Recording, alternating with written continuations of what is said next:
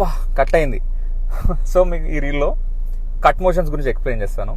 Motion అంటే ఏంది? Decision తీసుకోవడం. పార్లమెంట్లో 6 స్టెప్స్ ఉంటాయి budget presentation, right? 4th step is voting on demand for grants.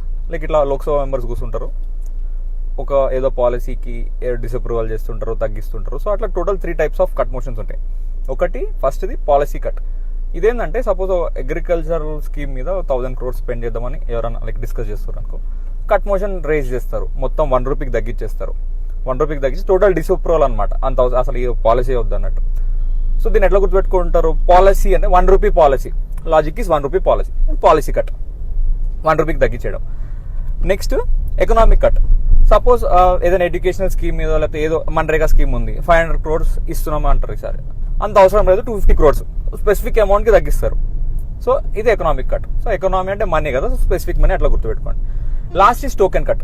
Token cut ఏంటంటే ఎంతో అమౌంట్ ఏదో గురించి డిస్కస్ చేస్తుంటారు, సో ఏదో స్కీమ్ గురించి ఇంత పైసలు ఖర్చు పెడదామని దాంట్లో -100 చేస్తారు. ఇట్లా చేసినప్పుడు ఏంటంటే ఏదో గ్రీవియన్స్ లేకపోతే సమ్ పాలసీ గవర్నమెంట్ అగేన్స్ట్ గా ఉంది, లైక్ ఆల్టర్నేటివ్ డిస్కస్ చేస్తూ ఉంటారు, లైక్ వాళ్ళ డిస్సాటిస్ఫాక్షన్. సో ఈ 3 టైప్స్ ఆఫ్ కట్. టోకెన్ అంటే 100 rupees token logic. So 1 rupee policy, economic అంటే మనీ, 100 రూపీస్ టోకెన్. సో ఈ 3 లాజిక్స్ తో ఎప్పుడైనా కట్ మోషన్ వస్తే 2 seconds లో ఆన్సర్ పెట్టచ్చు.